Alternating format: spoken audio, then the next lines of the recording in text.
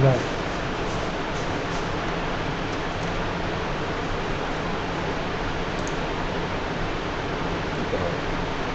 दादा ठीक है तो ना फोन डाल ठीक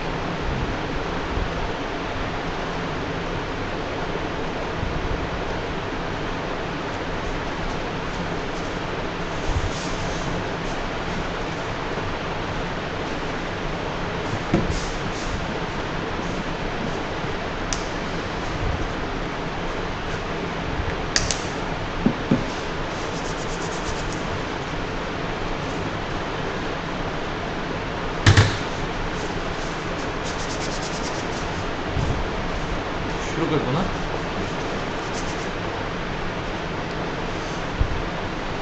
Good morning everyone. Today, as we all know, the topic of the class is childhood exanthemeter. So I mean, if you start looking at each of them, each of the conditions which give rise to childhood exanthemeter, each of them would become a separate class. So the purpose of this class is particularly to, sensitize you to various causes, a basic clinical diagnostic and a management approach. So to begin with, what exactly we mean by the word exanthem?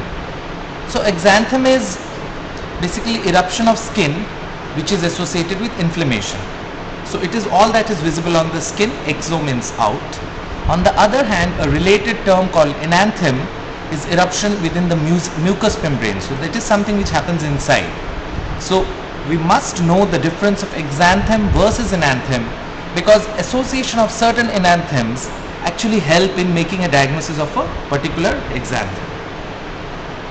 Now, before we go on to the skin lesions, it will be a good idea to just revise through the basic terminologies of a skin lesion.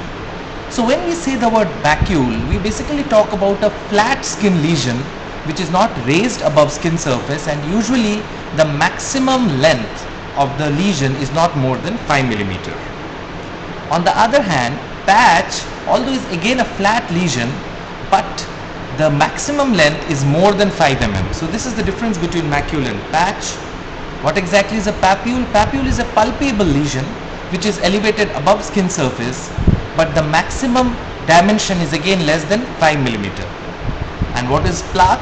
Plaque is again a palpable lesion which is elevated above the skin surface, but the maximum dimension is more than 5 millimeter. What is a vesicle?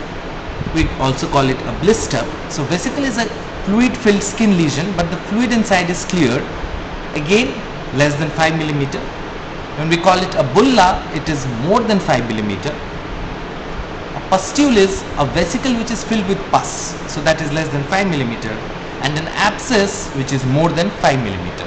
So if we are clear about these lesions, the definition of these lesions, so when we see a skin lesion, we'll be able to describe them properly, whether it's a macule, it's a patch, it's a papule, it's a plaque, because we know exactly what is the definition. Now just to make it a bit clearer, so if you look at this lesion, this is a bigger lesion, this is a patch. On the other hand, this is a smaller lesion, so this is a macule, and both are not raised above the skin surface. You look at this, this is a smaller raised lesion but less than 5 millimeter, so we call it a papule. A more than 5 millimeter raised skin lesion, so we call it a plaque. Now when we look at the common causes which can present as an exanthematous illness in childhood, so in terms of the appearance on skin, we can divide them into maculopapular, we can make nodular, diffuse erythematous with disformation, vesiculobullous, and petechio-purpuric. So when we come to petechio-purpuric, we are talking of cutaneous bleeds, which could be again an enanthematous bleed or an exanthematous bleed. Now that could be related, so when we come to the causes, it will be clear. So when we say maculopapular, it basically covers most of the infectious causes of exanthem that we see in childhood. So this would include the common viral infections like measles, rubella, dengue. So just remember that the same illness may have multiple types of rash. So it's not that one illness will have only a particular type of rash. So it works both ways. One illness, multiple types of rash. One rash, multiple illnesses. So it works both ways. So when we talk of maculopapular, we are talking about common illnesses like measles, rubella, dengue, drug rash, most of the viral infections, non-infective causes like lupus, juvenile idiopathic arthritis, other infectious causes like mycoplasma, scrub typhus, brucellosis, secondary syphilis. So if you see, this is the most variable category amongst all this. When we say nodular, so again, nodule would be something like a plaque or a papule.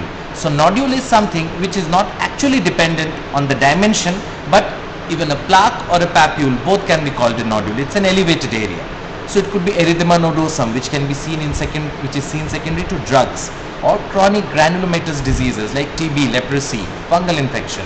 Then we can have a diffuse erythematous rash with desquamation, so which can be seen in scarlet fever, which can be seen in Kawasaki disease, which can be seen in staphylococcal scalded skin syndrome, which can be seen in Steven-Johnson syndrome. So just see, you have a drug rash here, which is a Steven-Johnson, you have a drug rash here as well, and you have a drug rash here as well. So the important thing is that one cause, multiple presentations.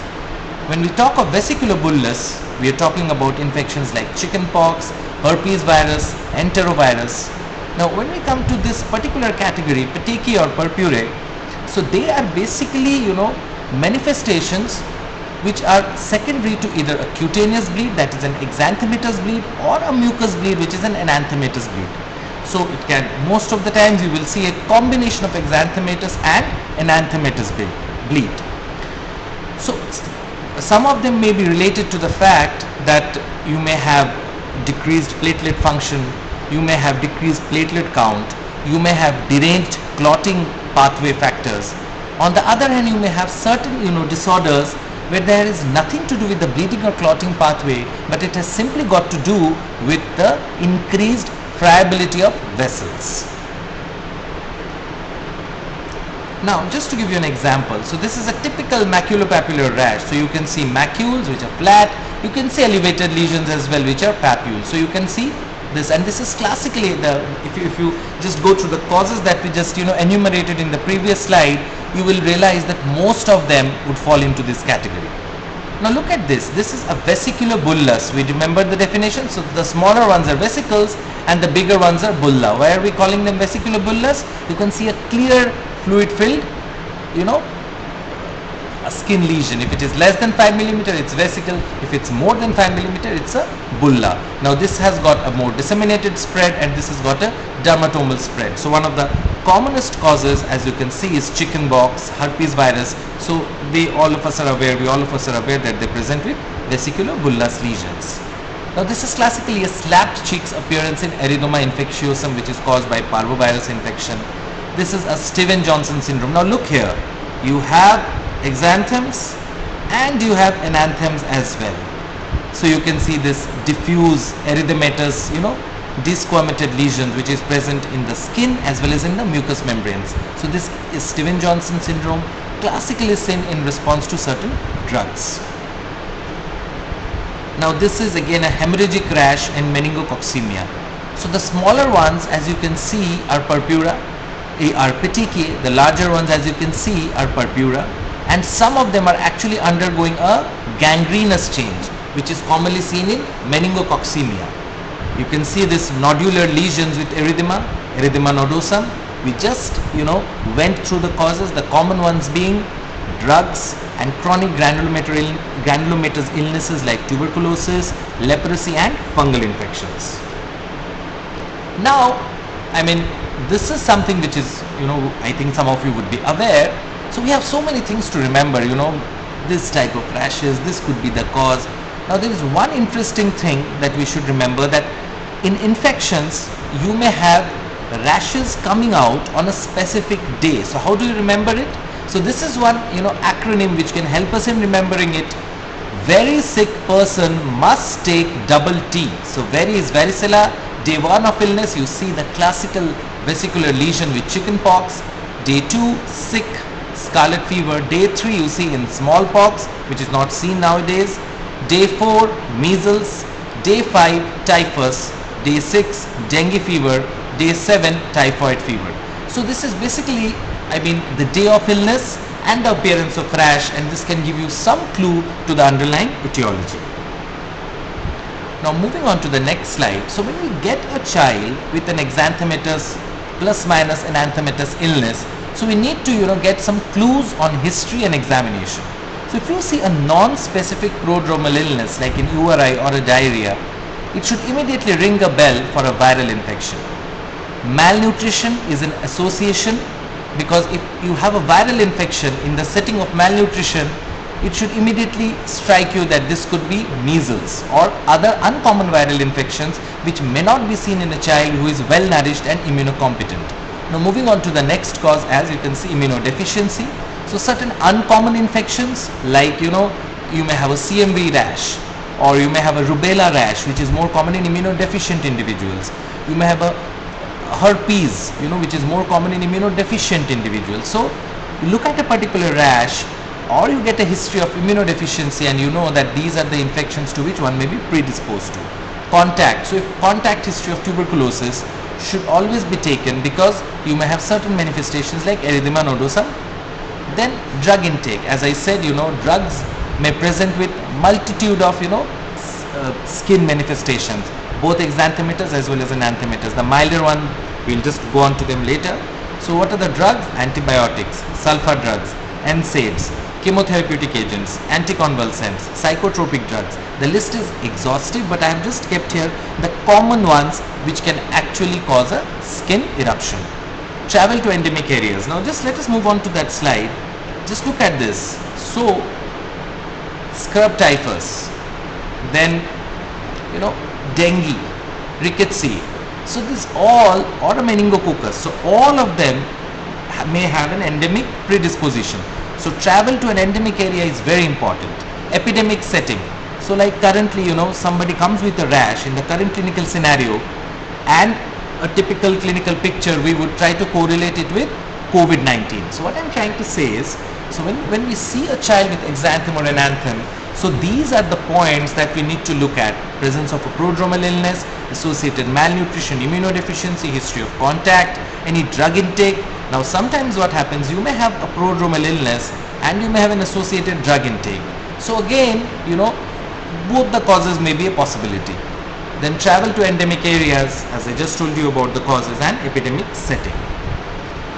Now when we talk about drug eruptions, we are basically dividing them into two types of eruptions. It could be a simple drug eruption or a complex drug eruption.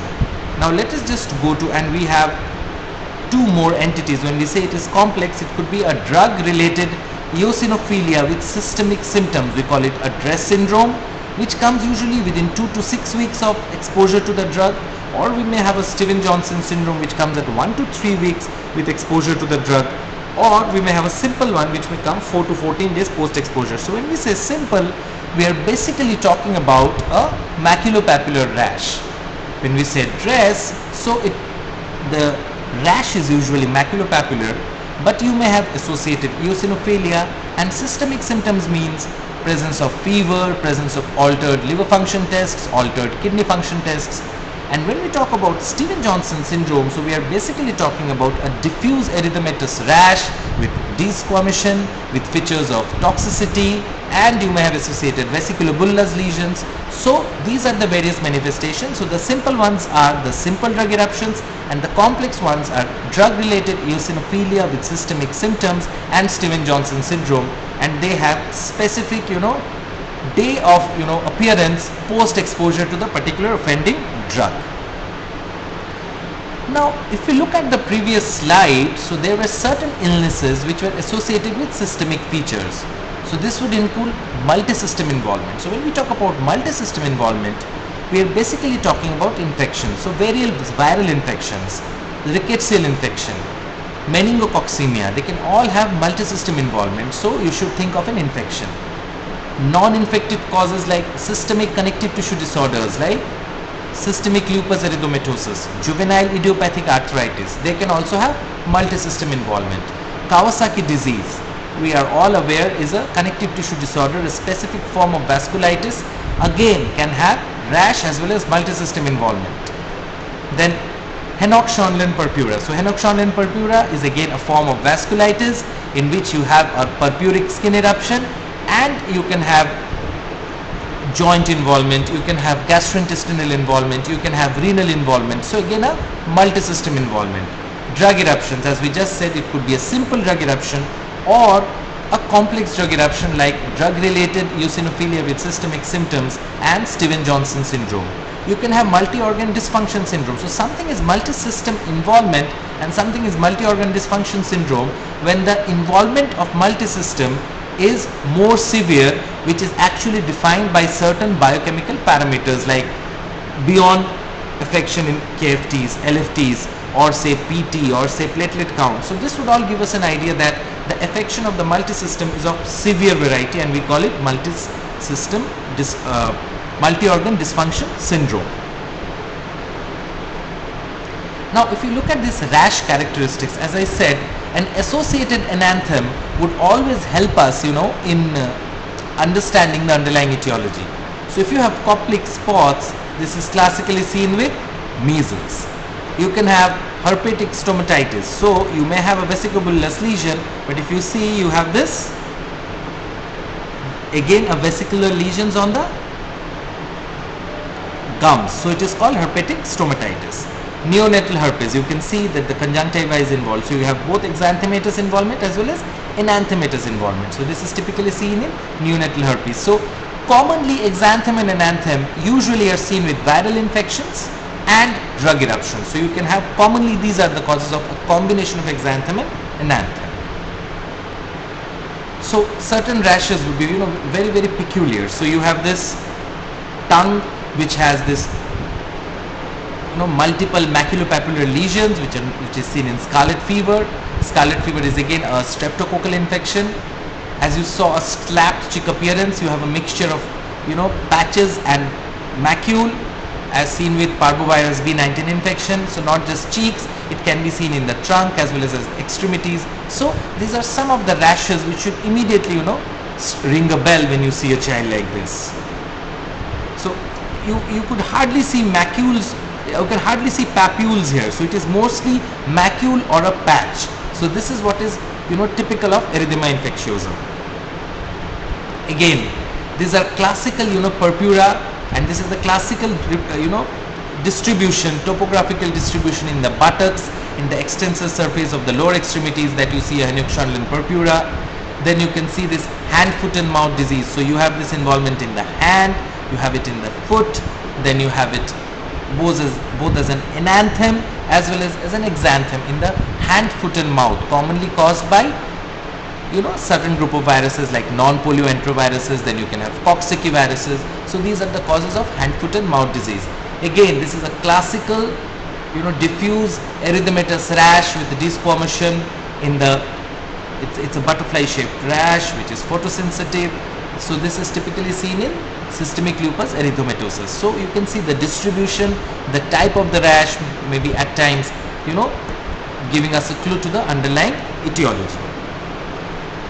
Now when we talk about the role of investigations, as we went through these slides, we just understood that a good clinical assessment is most significant. When we say a good clinical assessment, we are basically talking about history as well as examination. So a good history and an examination is very important for underlying diagnosis. So if you are thinking of a viral infection, so a prodrome would be important, as we talked about in the history. Associated malnutrition, measles, immunodeficiency, certain other infections then immediately come into the picture. Intake of drug, very important. Multi-system involvement, again very important. So if you do a good history and examination, that is a good clinical assessment, it's very significant. Now serology. So certain infectious diseases like dengue, rickettsial infection, brucellosis would be dependent on serology. Non-infectious causes like lupus, again dependent on serological tests like anti-nuclear antibody, then anti-double-stranded DNA antibody. So this is the role of serological test. Microbiology, again in infections, like we're talking about throat swab for mycoplasma, skin smear for meningococcemia. So those purpuric lesions, petechial lesions, you can take a skin smear and actually you can see the typical appearance of meningococcal bacteria. Then you have rickettsia, again microbiology is important. again from the skin rash. So as you can see that apart from this, other tests in microbiology like throat swab for H1N1, currently throat swab for COVID-19. So again, you can have a very good clinical assessment, which is then complemented by sometimes serological tests, specific microbiological tests to isolate the organism, and sometimes pathological tests like erythema nodosum, Henoch-Schönlein purpura. So Henoch-Schönlein purpura shows a classical finding of leukocytoclastic vasculitis. Similarly, erythema nodosum would show some chronic granulomatous changes that are typically seen with tuberculosis or leprosy. Then you can have fungal infection, again showing evidence of chronic infection. So, you can see that a good clinical assessment, but that has to be complemented by proper serological tests, isolation of organism by using appropriate microbiological tests, and definite pathological diagnosis. Then assessment of comorbidities. When we were talking about multi-system involvement, like various infections, say dengue, meningococcemia, then say a viral infection like COVID-19, or say a viral infection like CMV. So they may have multiple organs getting involved. So a routine hematology, that is complete blood count, platelet count, prothrombin time, biochemistry like serum electrolytes, kidney function tests, liver function tests. So that will give you an idea of multi-system involvement. As in dress it is so significant. You may have eosinophilia, involvement of multiple system, and a rash, and this could be drug related eosinophilia with systemic symptoms. Echocardiography, why it is important for particular disease like Kawasaki's disease, where a underlying coronary aneurysm may be missed, and if you miss it, it could be life threatening. So it is very important that when you are looking at a child with an exanthem or enanthem, it is not just the rash which is important. It is also important to look at comorbidities, multi-system involvement, and sinister complications like a coronary artery aneurysm, as you can see in a Kawasaki disease. So what is the mainstay of treatment? Supportive care, which is symptom specific. So supportive care may be, somebody may be having a lot of, allergic symptoms. So you can give an antihistaminic. You can give a skin emollient to soothe the symptoms. If somebody is having fever, you can take care of fever. If somebody is having associated loose stools, vomiting, you treat them. So this is called symptomatic treatment. So it is symptom specific. Whatever the symptom is, you are treating that. And most of them would actually improve with supportive care. Antimicrobials, so if you have already pinpointed that this rash is because of this infection, suppose it's a meningococcemia, or it's a rickettsial infection, or it's a mycoplasma, or in the current scenario it's COVID-19, right? So we know that a specific antimicrobial may be of some help. Now the third point, immunomodulation. So when we are talking about immunomodulation, we are basically talking about therapeutic agents like intravenous immunoglobulin, pulse methylprednisolone therapy, followed by a brief course of oral steroids. So this is particularly important when the immune system is overactive in this kind of a situation. So we want to bring down the inflammation. So what are those situations? It could be Steven-Johnson syndrome. It could be drug related eosinophilia with systemic symptoms. It could be a flare up of systemic lupus erythematosus or a juvenile idiopathic arthritis. So these are it could be Kawasaki's disease, particularly when there is an underlying coronary artery aneurysm. So these are the various situations in which immunomodulation is important. Then the last point that is never to be missed, so if somebody has come to you with measles, always remember that vitamin A has to be given on day 0, day 1 and day 14, because otherwise measles predisposes to vitamin A deficiency, night blindness, and subsequent complications related to vitamin A deficiency in the eyes. So that's it. So this was a brief overview, because if we look at individual causes, each cause would take a class, and I'm sure that because each of them would be dealt with by the individual system, so you would be exposed to the ones which are important at various phases of your undergraduate training. The purpose of this class was to give you a broad idea about what are the various exanthems, what are the types of exanthems, what is the difference between exanthem and enanthem, how an associated enanthem would help you in approaching a case with childhood exanthematous disease, then what are the specific clues in history and examination, and then what are the broad headings under which we would plan our investigations and management in a child with exanthematous illness. Now it is open to any question that you want to ask that we have discussed today. Anybody wants to ask any question?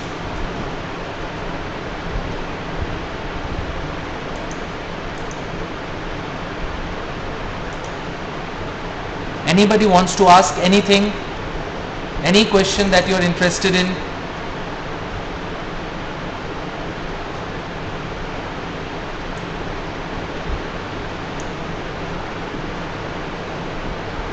So is there anything you want to ask?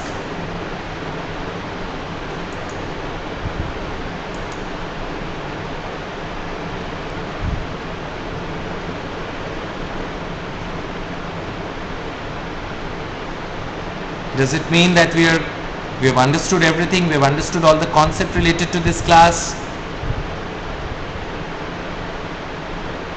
So if it is so, we'll then close the class. I hope there is no confusion related to anything that we have discussed today, because this is otherwise a very broad topic. You can go on and on and on. The purpose of this class was to just sensitize you and give you an overview about childhood exanthematous diseases. Any question from anybody?